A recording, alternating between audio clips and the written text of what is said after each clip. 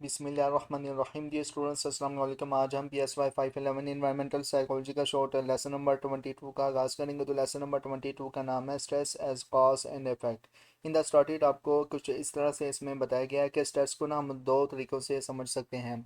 एक तो ये किसी शख्स पर हो रहा है, मतलब कि स्टिमुलस, और दूसरा ये शख्स का रिस्पॉन्स है जो हो रहा है उस सिचुएशंस का। स्ट्रेस में ना इन्वायरमेंटल और फिजियो साइकोलॉजिकल इवेंट्स और इवेंट्स का इंटरप्रिटेशंस और बिहेवियरल और फिजियोलॉजिकल रिस्पॉन्सेस शामिल होते हैं। मिसाल के तौर पर अगर हम किसी नॉइस इन्वायरमेंट में हैं तो ये नॉइस हमारे ना बॉडी के फिजियोलॉजिकल, साइकोलॉजिकल और बिहेवियरल रिस्पॉन्सेस को ट्रिगर कर सकती है। ये रिस्पॉन्सेस फिर नॉइस की नेचर और इंटरप्रिटेशंस को ना बदल सकता है। मतलब नॉइस हमारे न्यूचर एक्टिविटी को ना चेंज करता है, जो हमारे परसेप्शंस को भी बदलता है।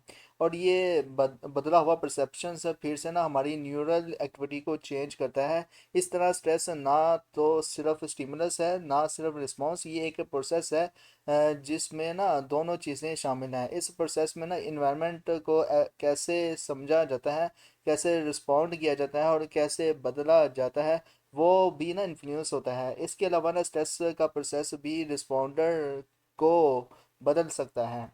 Okay. The cyclic the cyclical natures of stress की बात करें तो इसमें बताया गया है कि इन्वायरमेंटल स्टिमुली, मतलब कि जैसे कि लाउड नॉइस, ये इनिशियल स्ट्रेसर्स होते हैं जो स्ट्रेस को ट्रिगर करते हैं। फिजियोलॉजिकल रिस्पॉन्सेज की बात करें तो जब ये स्ट्रेसर्स होते हैं ना तो ये बॉडी के फिजियोलॉजिकल में चेंजेस लाते हैं, जैसे कि न्यूरल एक्टिविटी का चेंज होना। साइकोलॉजिकल इंटरप्रिटेशंस की बात करें तो जब हम स्ट्रेसर को परसीव करते हैं ना तो हमारे परसेप्शंस बदल जाते हैं, जो स्ट्रेसर रिस्पॉन्स को या तो एम्पलीफाई कर सकते हैं या फिर कम कर सकते हैं। बिहेवियरल एडेप्टेशंस की बात करें तो हमारी बिहेवियर उस परसेप्शंस के हिसाब से एडजस्ट होती है, जो फिर एनवायरनमेंट को चेंज करने की वजह से बन सकती है। इस वाले पैराग्राफ की बात करें तो इसमें कुछ इस तरह से आप स्टूडेंट को बताया गया है कि जब तक स्ट्रेस का ना एग्जैक्ट डेफिनेशन पूरी तरह से क्लियर नहीं होता, लेकिन ये भी बात है वाज़ह की है कि स्ट्रेस एग्जिस्ट करता है और ये फिजियोलॉजिकल, साइकोलॉजिकल और बिहेवियरल रिस्पॉन्सेज को इन्वॉल्व करता है। ये भी क्लियर है कि स्ट्रेस से कभी कभी हमारे सोशल सिस्टम पर भी इफेक्ट डाल सकता है। जब ऑर्गेनिजम्स, मतलब कि इंसान को ऐसे इन्वायरमेंटल इवेंट्स का सामना होता है ना जो थ्रेट, चैलेंज या डेंजर पोज करते हैं, तो वो फिजियोलॉजिकल, साइकोलॉजिकल और बिहेवियरल तरीक़ों से रिस्पॉन्ड करते हैं। ये रिस्पॉन्सेस इन्वायरमेंट के डिमांड्स को मीट करने के लिए हेल्पफुल होता है। और कभी कभी ना ये इन्वायरमेंट को ना चेंज भी कर देता है, जिससे वो ज़्यादा बिगिन, मतलब कि सेफ बन जाता है, लेकिन हमेशा बिना किसी कॉस्ट के नहीं होता। और इस तरह ना स्ट्रेस एक कंटिन्यूस प्रोसेस है जिसमें ना इन्वायरमेंटल स्टिमुली, बॉडी के रिस्पॉन्सेस और परसेप्शंस का इंटरलिंक होता है, जो इवेंचुअली बिहेवियर्स को इन्फ्लुएंस करता है। आगे है मोनट एंड लेजरस डेफिनेशंस ऑफ स्ट्रेस 1977।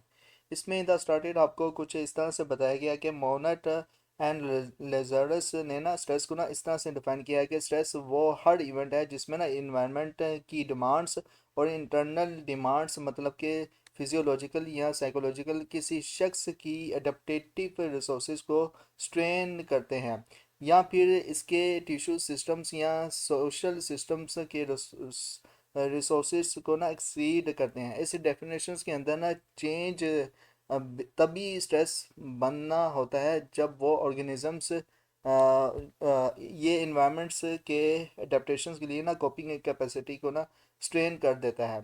ये डेफिनेशन से स्ट्रेस के स्टिमुलस और रिस्पॉन्स दोनों को शामिल करती है और ऑर्गेनिजम्स, मतलब कि इंसान को प्रोसेस में ना एक्टिविटी पार्टिसिपेशंस भी बनाती हैं।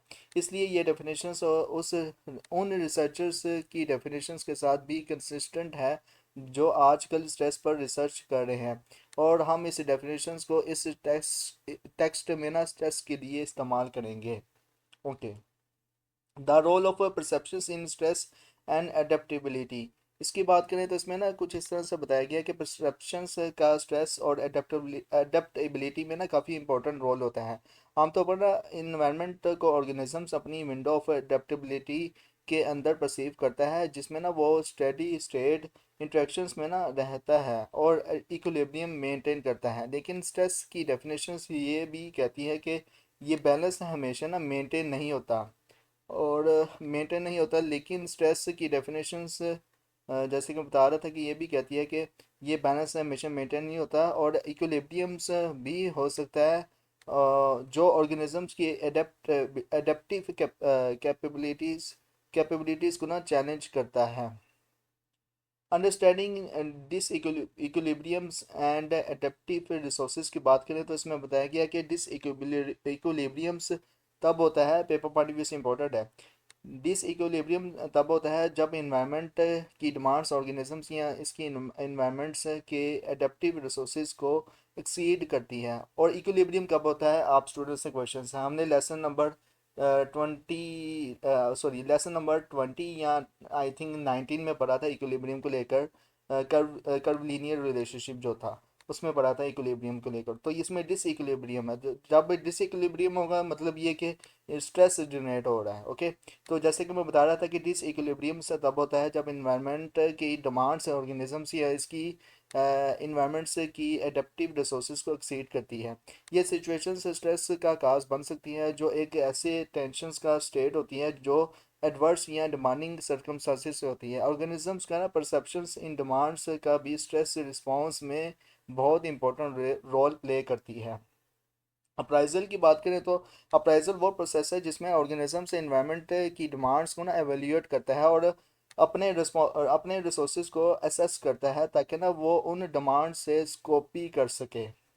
ये कोग्निटिव एवल्यूशन से स्ट्रेस के ना लेवल को डिटरमाइन करने में मदद करती है और इसके बाद ना जो रिस्पॉन्सेज होंगे ना उसे भी शेप करती है। अप्राइजल्स के ना दो की कंपोनेंट्स हैं। नंबर वन पे है प्राइमरी अप्राइजल, मतलब ये वो प्रोसेस है जिसमें ना ऑर्गेनिजम्स मतलब कि इंसान इन्वायरमेंट्स के स्ट्रेसर्स की सिग्निफिकेंस को रिकोगनाइज और एसेस करता है। रिकोगनाइज मतलब कि पहचानता है, एसेस मतलब कि रसाई हासिल करता है। अक्सर स्टूडेंट क्या कहते हैं, आप तो इंग्लिश के जो है ना वो लफ्ज़ साथ में बोल देते हैं, तो ये कॉमन वर्ड है, आपको इनके मायने पता होने चाहिए। ये शुरू से लेकर एंड तक आपने ये कॉमन वर्ड्स पढ़े होते हैं। ओके, सेकेंडरी अप्राइजल्स की बात करें तो ये वो प्रोसेस है जिसमें ऑर्गेनिजम्स अपने रिसोर्सेज और ऑप्शंस को असेस करते हैं ताकि वो स्ट्रेसर्स को हैंडल कर सकें। ओके, एटीट्यूड्स एंड परसेप्शंस इन अप्राइजल्स की बात करें तो इसमें कुछ इस तरह से आप स्टूडेंट को बताया गया कि एटीट्यूड्स भी ना अप्राइजल्स में इंपॉर्टेंट रोल प्ले करती है। मिसाल के तौर पर अगर कोई शख्स नियर बाय एयरपोर्ट को इकोनॉमिकली बेनिफिशियल से समझता है तो वो इसे एयरपोर्ट की नॉइस से कम डिस्टर्ब होगा। लेकिन अगर वो इसे एडवांटेज को नहीं समझता तो वो ना इसको वो नॉइस ज़्यादा डिस्टर्बिंग लगेगा। इससे इससे ये समझ में आता है कि पॉजिटिव एटीट्यूड से किसी स्ट्रेसर के लिए पोटेंशियल थ्रेट को डाउन प्ले कर सकता है। मतलब ये कि अगर इकोनॉमिकली बेनिफिशियल समझे कि ये जो नियर बाय एयरपोर्ट मतलब कि जिस जगह मैं रह रहा हूँ साथ ही एयरपोर्ट है, तो वो उसके लिए बेनिफिशियल है। लेकिन अगर वो एयरपोर्ट की जो जहाज़ों की उड़ने की आवाज़ें हैं उनको अगर लेगा तो उसके लिए फिर पोटेंशियली तौर पर थ्रेट होगा और डाउन प्ले कर सकता है एज अ स्ट्रेस की बेस पर। टाइप्स ऑफ अप्राइजल्स की बात करें तो इसमें ना अप्राइजल्स की तीन फंडामेंटल टाइप्स बताई गई है, तो पेपर पॉइंट ऑफ व्यू से इंपॉर्टेंट है। सबसे पहले है हार्म और लॉस असेसमेंट्स, नंबर टू पे है थ्रेट अप्राइजल्स, नंबर थ्री पे है चैलेंज अप्राइजल्स। हार्म और लॉस असेसमेंट्स की बात करें तो जब सडन इवेंट्स है जैसे कि टोर्नेडो होता है ना, टोर्नेडो मतलब कि तूफानी, ठीक है, पंजाबी में कहते हैं इसे कुमनकेड़ी, ठीक है ना, तो इसका ना डैमेज बहुत जल्दी होता है और ये अमेरिका में ज़्यादातर आते हैं टोर्नेडो। और लोग ना इमीडिएट कंसिक्वेंस को ना ज़्यादा फोकस करते हैं, जैसे कि अगर कोई अपने लव्ड वन की डेथ फेस कर रहा है तो ये लॉस को ना असेसमेंट्स होता है जिसमें ना वो जिसमें पर्सन अपने आगे की डिमांड्स और चैलेंज के बारे में ना भी सोच रहा होता है। अगर लव्ड और क्रोनिक इलनेस में था तो इसका लॉस का एंटिसिपेशंस भी होता है जो एक चैलेंज या थ्रेट के रूप शक्ल में ना हो सकता है। इसका मतलब यह है कि लोग अपनी लाइफ को ना let's get on with life की के एटीट्यूड्स के साथ ना देख सकते हैं। या फिर how will I get on with life.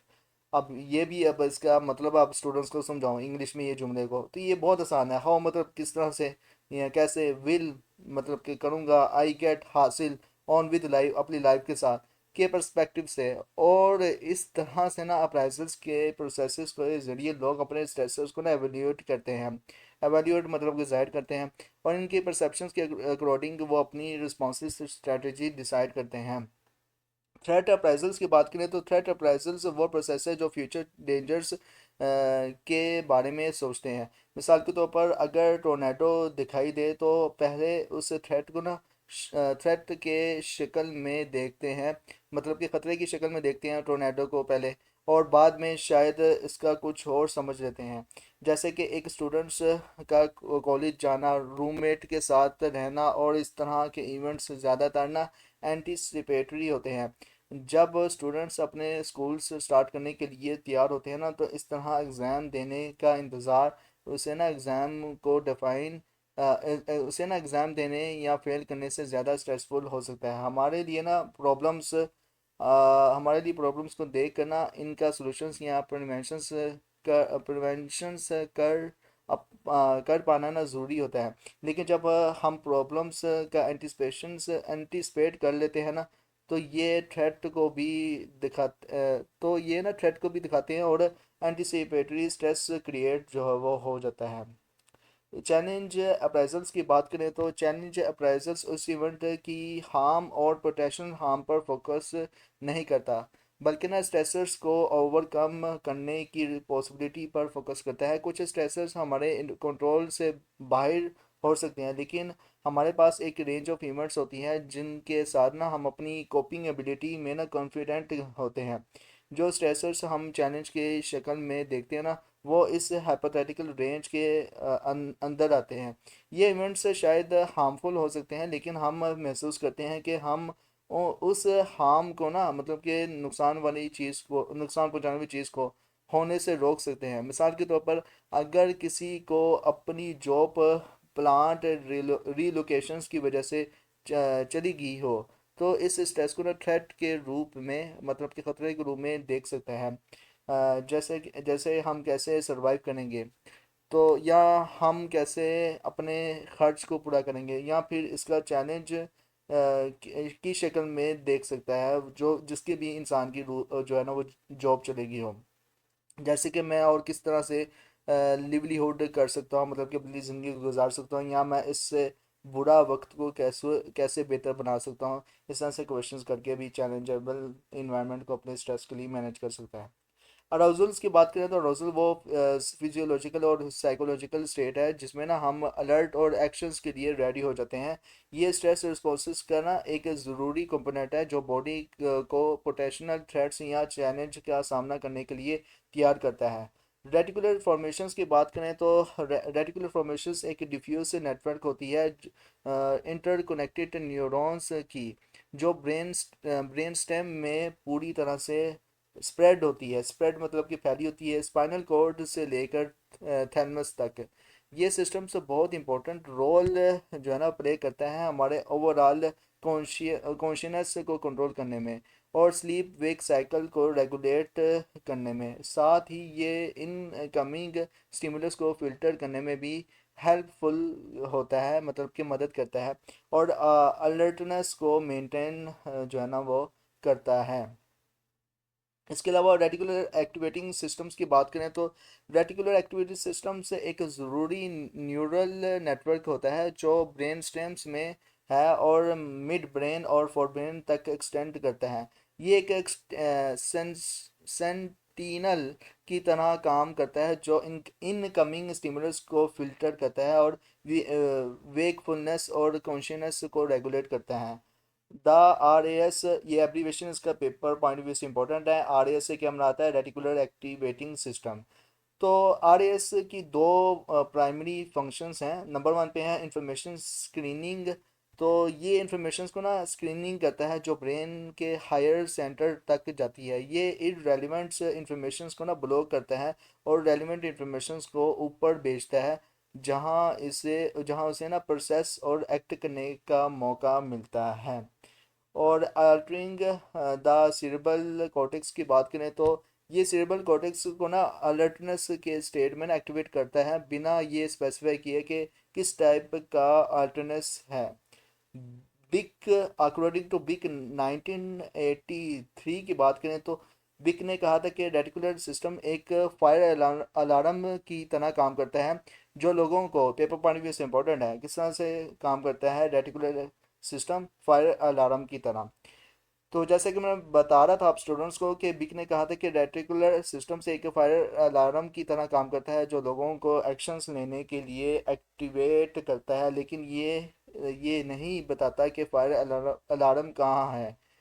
इस सिस्टम के ज़रिए ना ऑर्गेनिजम्स को विजिलेंट बनाया जाता है, और वो अपने इन्वायरमेंट्स में ना हो रहे चेंजेस को ना समझता है और एक्शंस के लिए रेडी होता है। इस रेडीनेस में ना मेटाबॉलिज्म्स का इंक्रीज होता है, ताकि ना ज़्यादा ग्लूकोज बन सके और फैटी एसिड्स रिलीज होते हैं, जिससे ज़्यादा एनर्जी मिलती है। इसके अलावा हार्ट रेट और ऑक्सीजन से कंजप्शंस भी बढ़ती है, और ब्लड फ्लो पेरिफेरल एरिया से रिड्यूस होकर ना स्केलेटल मसल्स किडनीज और ब्रेन तक ज़्यादा सप्लाई होता है।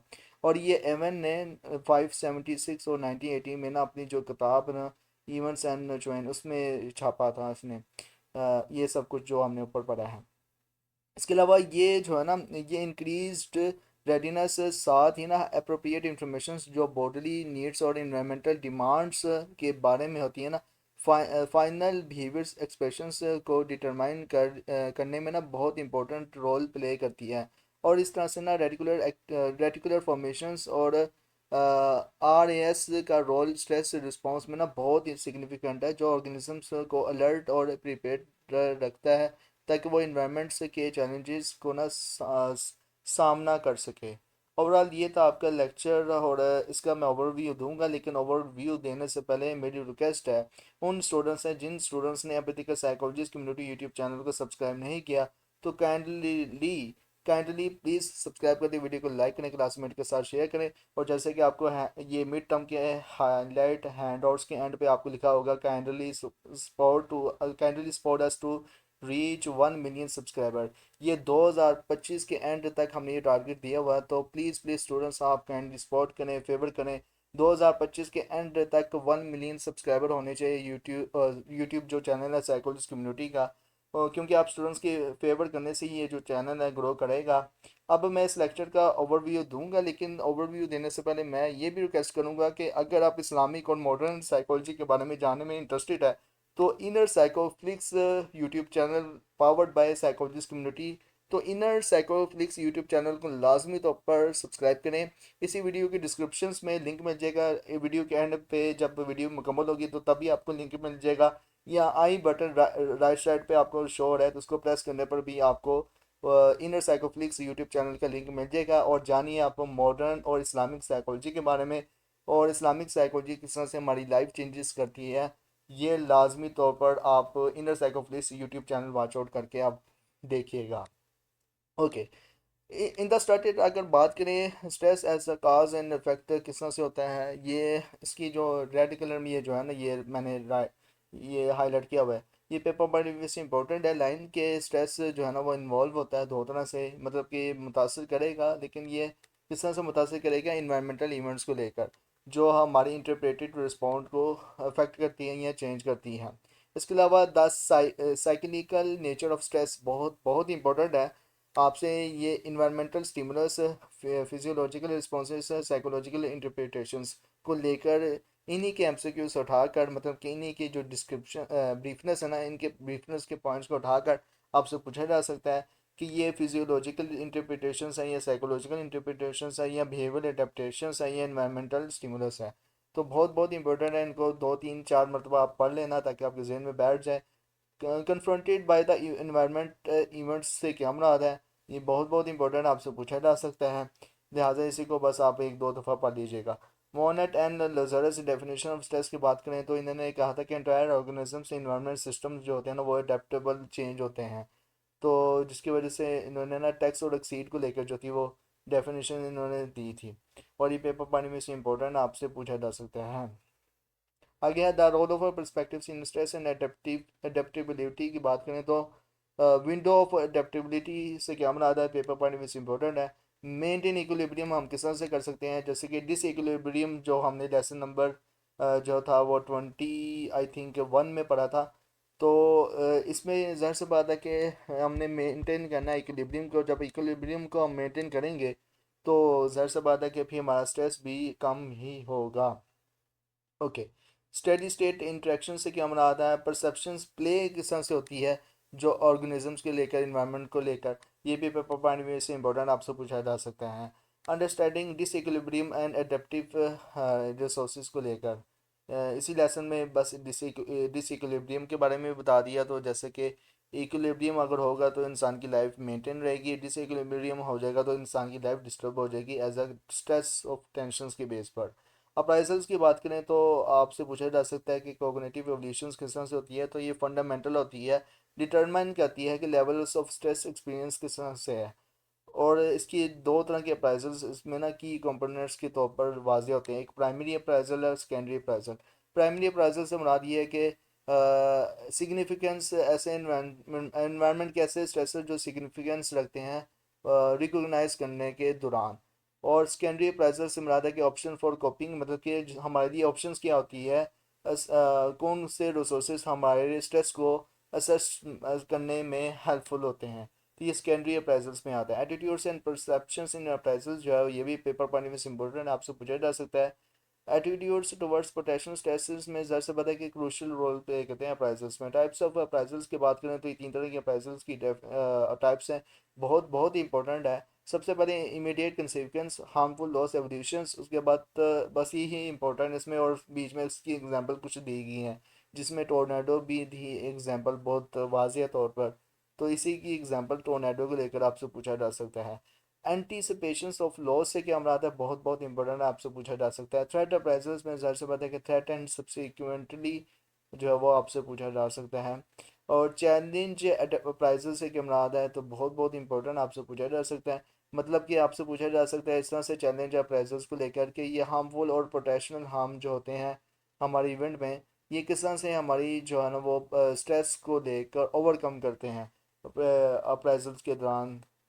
हम किस तरह से हम चैलेंज कर सकते हैं अप्राइजल्स को, तो वाज़े करें। तो हाइपोथेटिकल रेंज जो होती है उसको भी आप वाज़े करें। तो इसी में क्वेश्चंस को उठाकर ना आपको घुमा फिरा के पूछा जा सकता है। अराउजल्स बहुत बहुत इंपॉर्टेंट है।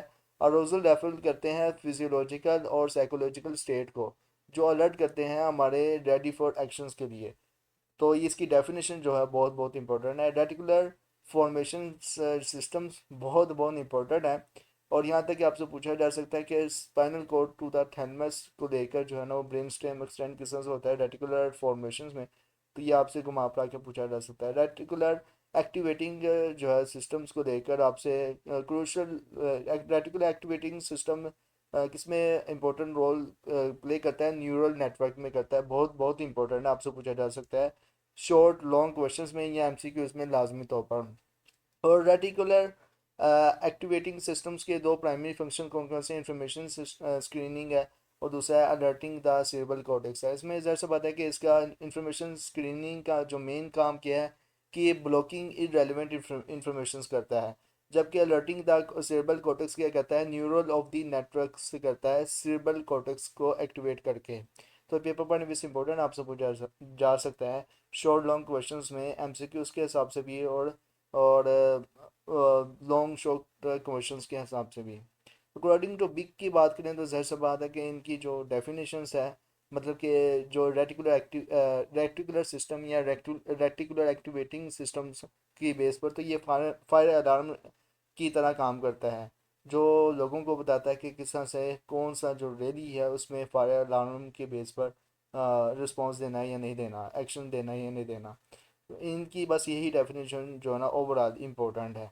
इसके अलावा उन्होंने जो ब्रीफनेस दिया है कि ये किस किस blood of flow peripheral areas of body etcetera, ये इतना इंपॉर्टेंट तो नहीं है, लेकिन फायर अलार्म ये जो है ना बहुत बहुत इंपॉर्टेंट है। एमसीक्यूज में आपसे पूछा जा सकता है या शॉर्ट लॉन्ग क्वेश्चंस में आपसे पूछा जा सकता है। ओवरऑल ये था आपका लेक्चर का ओवरव्यू। लेक्चर कैसा लगा मुझे कमेंट्स में लाजमी बताएं। कोई बात, कोई जुमला, कोई सेंटेंस अगर आपको नहीं समझ में आता तो कमेंट्स में आप पूछ सकते हैं। तो इंशाल्लाह आपको पूरा स्टूडेंट्स फीडबैक मिल जाएगा। इंशाल्लाह मिलते हैं नेक्स्ट लेक्चर में। Till then thank you so much. अल्लाह हाफिज़।